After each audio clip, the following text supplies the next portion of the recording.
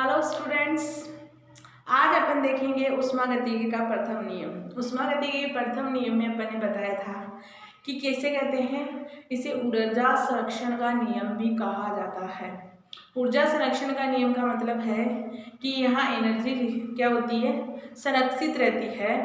मतलब ये हुआ कि ब्रह्मांड की कुल ऊर्जा स्थिर होती है, ना तो ऊर्जा का निर्माण किया जा सकता है ना ही नष्ट किया जाता है। ये आपका थर्मोडायनेमिक का फर्स्ट लॉ। ओके, मतलब क्या हुआ, इसका स्थानांतरण किया जा सकता है, एक अवस्था में दूसरी अवस्था में स्थानांतरण किया जा सकता है। इसका निर्माण नहीं किया जा सकता और नष्ट नहीं किया जा सकता, बट इसका स्थानांतरण तो किया जाता है। ऊर्जा के प्रथम नियम का अपन देखेंगे गणितीय रूप की किस तरीके से इसको मैथमेटिकल के अंदर किस तरीके से ड्राइव किया जा सकता है ना, किस तरीके से इसका डेरिवेशंस पार्ट बनाया जा सकता है। तो अगर माना कि अगर कोई अपने पास एनर्जी है, उस एनर्जी को एक एनर्जी की अवस्था है, उस अवस्था के अंदर कोई क्यों अवस्था या क्यों ऊष्मा अवशोषित की जाती है तो वो दूसरी अवस्था में चेंज हो जाती है।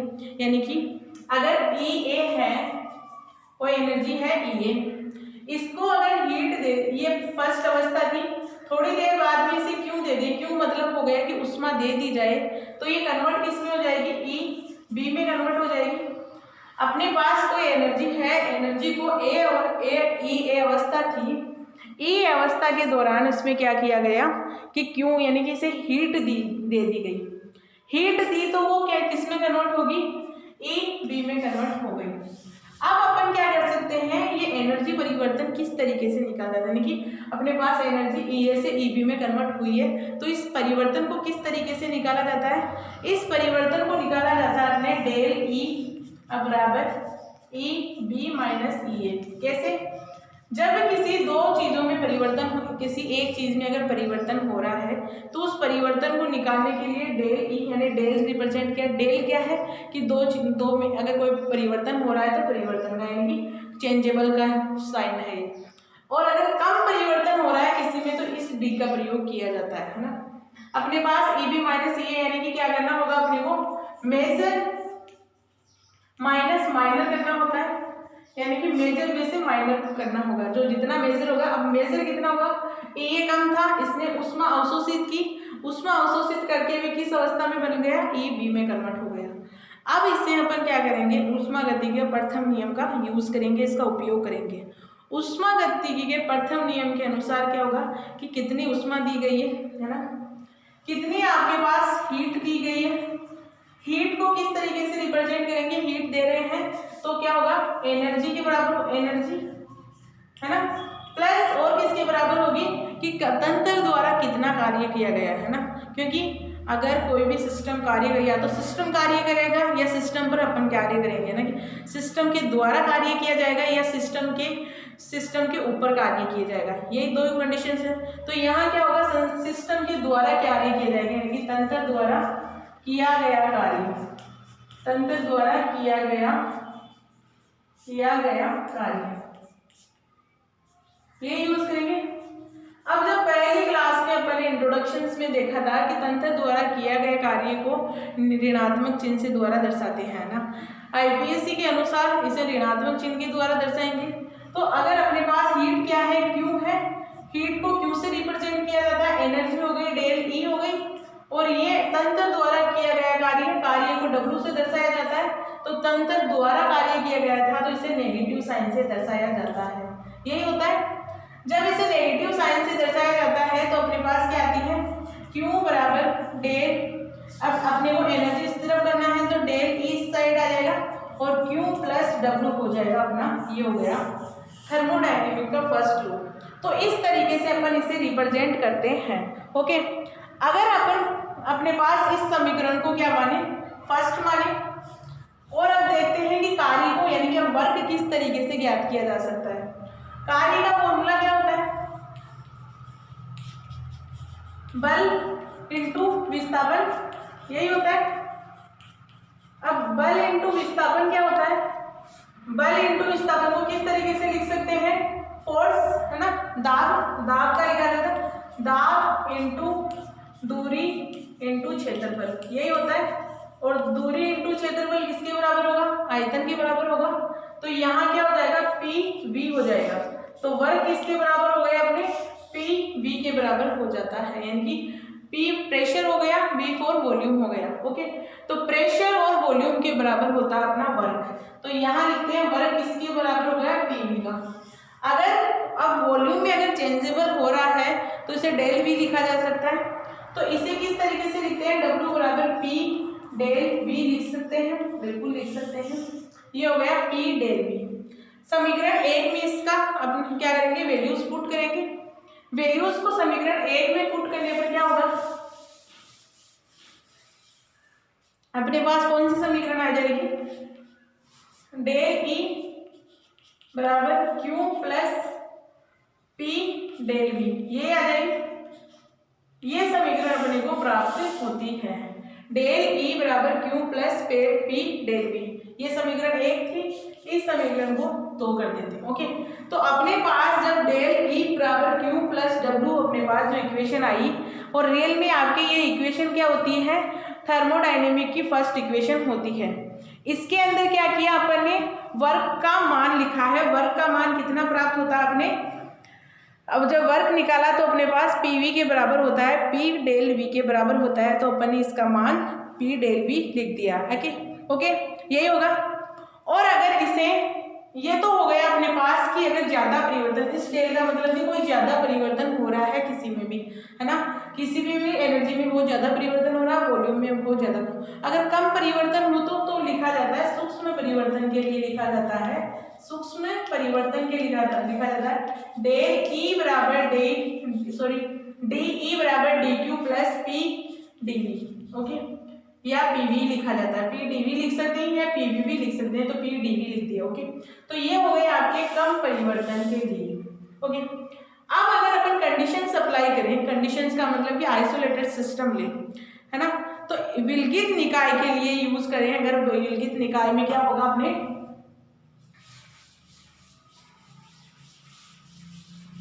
ये तो था चेंजेबल की कंडीशंस में, और अपने को जो समीकरण यूज करनी है वो आपकी है डेल ई बराबर, इक्वेशन आई है मेन, वो है आपके डेल ई बराबर क्यू प्लस डब्ल्यू। यही इंपॉर्टेंट है आपके, और यही आपका फर्स्ट लॉ ऑफ थर्मोडायनेमिक्स की इक्वेशन है। ओके, इस इक्वेशन को अगर कंडीशंस अप्लाई करें, कंडीशन का मतलब अगर आइसोलेटेड सिस्टम के लिए इसे लिखना हो तो किस तरीके से लिखते हैं। तो फर्स्ट है आइसोलेटेड सिस्टम के लिए। आइसोलेटेड सिस्टम में क्या होगा, आइसोलेटेड सिस्टम क्या होता है कि किसी भी ना तो हीट एक्सचेंज हो और ना ही मास एक्सचेंज हो, उसे अपन विलगित निकाय कहते हैं। तो जब विलगित निकाय के लिए कोई चेंज ही नहीं हो रहा है तो उसे जीरो मान सकते हैं। तो उस कंडीशन में क्यू कितना हो जाएगा, जीरो हो जाएगा। तो इस इक्वेशन में अपने को वैल्यू पुट करनी है, तो डेल ई बराबर क्या हो जाएगा, जीरो प्लस डब्ल्यू। तो अपने पास डेल ई किसके बराबर हो गई, वर्क के बराबर हो जाता है। यानी कि आइसोलेटेड सिस्टम के अंदर एनर्जी किसके बराबर होती है, कार्य के बराबर होती है। आइसोलेटेड सिस्टम में एनर्जी कार्य के बराबर होती है। और अगर चक्रीय प्रोसेस की बात करें, यही अगर चक्रीय प्रोसेस के लिए साइक्लिक यानी चक्रीय प्रोसेस की बात करें अपन, तो उसमें क्या होगा, आपके चक्रीय प्रक्रम के अंदर एनर्जी जीरो हो जाएगी, क्योंकि एनर्जी किस पे डिपेंड करती है, अवस्था फलन है, तो अवस्था पर, है ना। तो चक्रीय प्रक्रम में अपने पास डेल ई बराबर क्या हो जाएगा, जीरो के बराबर हो जाता है। जब चक्रीय प्रक्रम में एनर्जी जीरो हो जाती है तो किसके बराबर हो जाएगा, ये जीरो बराबर क्यू प्लस डब्ल्यू हो जाएगा।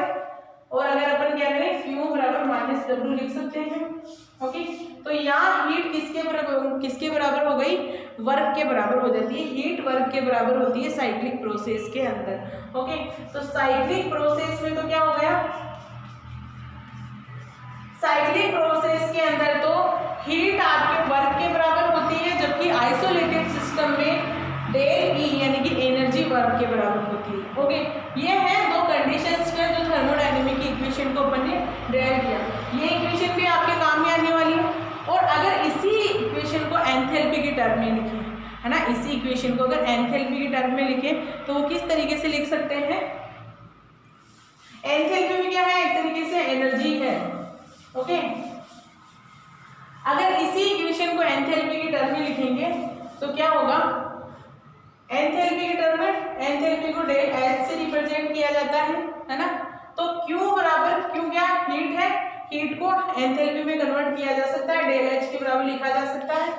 तो अपन क्या कर सकते हैं यहाँ डेल E बराबर del H plus P del V, ये लिख सकते हैं पी डेल वी, ये हो गई एंथैल्पी की टर्म। अब इस एंथैल्पी को इस साइड लाते हैं तो क्या हो जाएगा डेल एच बराबर क्या हो जाएगा del E minus P del V, ये हो जाएगा, सॉरी ये इस तरफ आ जाएगा, यहाँ प्लस ये माइनस साइन, तो माइनस से माइनस ये कट जाएगा, तो डेल एच बराबर किसके बराबर हो गया del E plus P del V के बराबर हो जाता है। ये आपके एंथैल्पी के टर्म में थर्मोडायनेमिक की इक्वेशंस, ओके। और वो क्या थी आपके मेन है आपकी इक्वेशन डेल ई बराबर क्यू प्लस डब्ल्यू, ये है आपके ऊष्मागतिकी के प्रथम नियम, और ये है इसके एंथैल्पी के टर्म में थर्मोडायनेमिक्स, ये थी आपके यानी कि प्रेशर्स और वॉल्यूम के चेंजेबल में, ओके। तो ये तीन इक्वेशन आपके इंपॉर्टेंट, फर्स्ट ये हो गई, सेकंड ये हो गई, थर्ड ये तीनों इक्वेशंस आगे आपके काम में आने वाली है कि किस तरीके से और रिएक्शंस को या और डेरिवेशंस को ड्राइव किया जा सकता है इसके थ्रू। अब जो आपके नेक्स्ट टॉपिक है वो है आपका ऊष्माधारिता यानी कि हीट कैपेसिटी। हीट कैपेसिटी क्या होती है, एग्जाम के पॉइंट ऑफ व्यू से भी बहुत इंपॉर्टेंट है आपकी हीट कैपेसिटी। एग्जाम के पॉइंट ऑफ व्यू से भी आपके इंपॉर्टेंट है हीट कैपेसिटी होती क्या है। पहली बात हीट कैपेसिटी यानी कि किसी ताप को अगर 1 डिग्री यानी कि 1 डिग्री सेल्सियस अपने को बढ़ाना है तो उसे ऊष्मा दी जाएगी, है ना। तो उसी परिवर्तन को अपन क्या कहते हैं हीट कैपेसिटी कहते हैं, यानी कि 1 डिग्री ताप 1 डिग्री बढ़ाने के लिए कितनी ऊष्मा दी जाती है ना, उसे अपन हीट कैपेसिटी कहते हैं। हीट कैपेसिटी बेसिकली टेम्परेचर पर डिपेंडेंट होती है, तो चेंजेबल भी होती है यहाँ, यानी कि फिक्स नहीं होती है हीट कैपेसिटी। तो इसे अपन माध्य हीट कैपेसिटी भी कहा जाता है, ओके। माध्य हीट कैपेसिटी यानी कि इसे सी बार से दर्शाया जाता है, यानी हीट कैपेसिटी को वैसे तो सी से भी रिप्रेजेंट कर सकते हैं और सी बार से भी रिप्रेजेंट कर सकते हैं। तो सी बार से कर रहे हैं तो इसका फॉर्मूला आता है Q upon T2 minus T1, यानी कि किसी भी टेम्परेचर को 1 डिग्री बढ़ाना है तो उसे कितनी हीट दी जाएगी, वो होती है आपकी हीट कैपेसिटी, ओके। तो ये फॉर्मूला होता है आपका हीट कैपेसिटी का। और अगर सूक्ष्म परिवर्तन किया जाए, बहुत कम परिवर्तन किया जाता है, तो हीट कैपेसिटी का फॉर्मूला होता है dQ अपॉन dt, ओके। कम परिवर्तन करना है तो dQ अपॉन dt, अगर ज़्यादा परिवर्तन हो रहा है तो C बराबर Q upon T2 minus T1, ये फॉर्मूला आपका हीट कैपेसिटी का, ओके।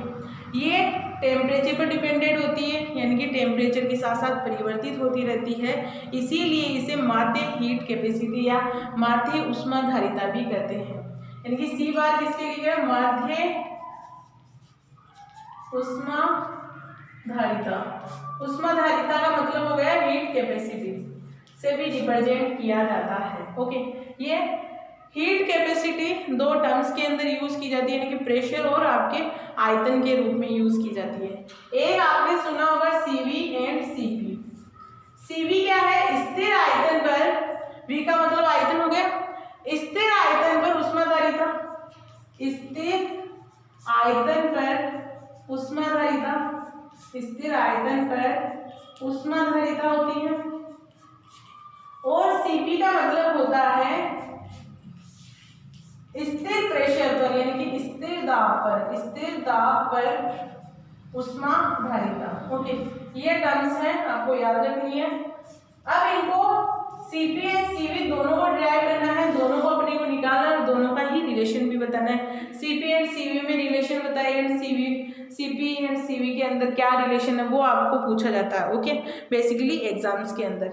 तो स्थिर आयतन में अपने को देखना है ऊष्माधारिता, तो वो किसके बराबर होती है आपके, जैसे अपन ने C बराबर Q upon T2 minus T1 किया है, उसी तरीके से अपन क्या कर सकते हैं CV का फॉर्मूला लिख सकते हैं, CV बराबर QV upon T2 minus T1, ये किया जा सकता है ना।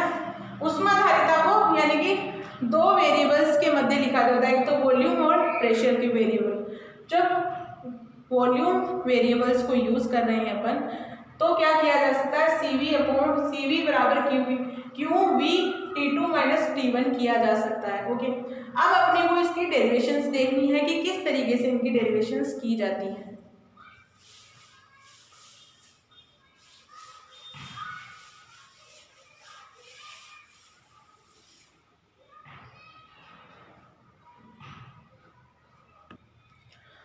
अब अपन फर्स्ट क्या करेंगे कि first law of thermodynamics use करते हैं इसी को, यानी कि अपने पास CV बराबर क्या आएगा, QV upon T2 minus T1 था। फर्स्ट थर्मोडायनेमिक्स क्या था, डेल E बराबर क्या था, Q प्लस W था, है ना। डेल E बराबर Q प्लस W था। अब बात करें स्थिर आयतन की, बात कर रहे हैं यहाँ। स्थिर आयतन का मतलब Q प्लस W, ये यूज ना कर ये यूज कर ले। डेल E बराबर अपने पास क्या आई थी,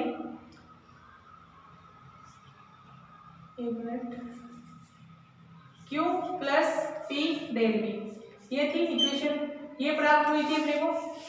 तो अगर अपने पास वॉल्यूम के अंदर क्या हो, स्थिर वॉल्यूम की बात कर रहे हैं, तो वॉल्यूम तो अपना क्या हो गया, 0 हो गया।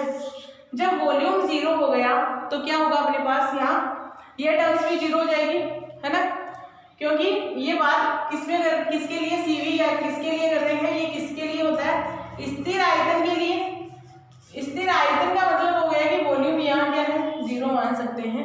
तो V बराबर तो 0 मान लिया, तो 0 यहाँ अगर वैल्यू पुट की जाती है तो P भी अपना 0 हो गया, प्रेशर भी। तो किसके बराबर आ गया अपने पास, डेल E बराबर Q के बराबर आ जाता अपने पास, ये है। अब Q किसके बराबर हो गया, डेल E के बराबर हो गया, तो लिख सकते हैं इस इक्वेशन में अगर ये वैल्यू पुट करें तो डेल E बराबर क्या हो गया आपका, CV बराबर क्या हो गया, del E upon del T, ये लिख सकते हैं, या लिख सकते हैं T2 माइनस T1 भी लिख सकते हैं। ये है आपका रिलेशन CV का।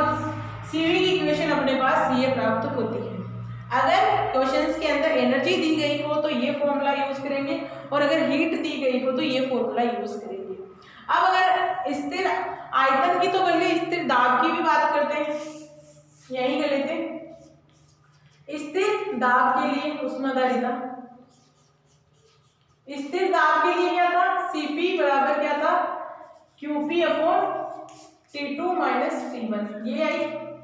इक्वेशंस यूज करते हैं अपने पास, ये यूज कर लेते हैं मान लो, या डेल E बराबर क्या हो गया, Q plus P del V, ये यूज करते हैं। ओके, मान लो अपने पास क्या है, CP बराबर QP upon T2 minus T1, del E बराबर Q plus P del V, ये इक्वेशन होती है अपने थर्मोडायनेमिक्स की।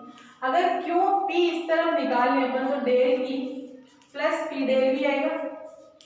इक्वेशन में पुट करते हैं वैल्यू, है ना, तो CP बराबर क्या हो जाएगा, del E plus P del V, ये आएगा अपॉन T2 माइनस T1। अब अपने को पता है कि एंथैल्पी में परिवर्तन कितना आएगा, डेल H बराबर del E plus P del V था। जब डेल H बराबर del E plus P del V था तो अपने पास ये इक्वेशन में लिख सकते हैं, तो CP किसके बराबर हो गया, del H upon del T के बराबर होता है। ओके, तो अपने पास CV तो del E upon del T के बराबर होता है, CP del H upon del T के बराबर होता है। ये दोनों का इनका रिलेशन होता है। फर्स्ट में क्या किया, अपने पास थी ऊष्माधारिता की परिभाषा से अपन ने निकाला C बराबर Q upon T2 minus T1। फिर क्या किया, ये दो वेरिएबल्स पर डिपेंड करती है, आयतन एंड प्रेशर पर। आयतन के अंदर CV बराबर QV upon T2 minus T1 लिखा।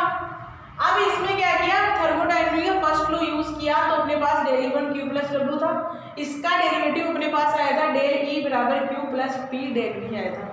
अब वॉल्यूम अगर स्थिर है तो 0 किया जा सकता है, तो ये लोग 0 मान लिया, तो ये वेरिएबल अपना 0 हो गया, तो डेल E बराबर Q के बराबर हो जाता है, तो CV बराबर del E upon T2 minus T1 किया जा सकता है, या अपन लिख सकते हैं CV बराबर del E upon T2 del T, ये इक्वेशन अपने पास प्राप्त होती है।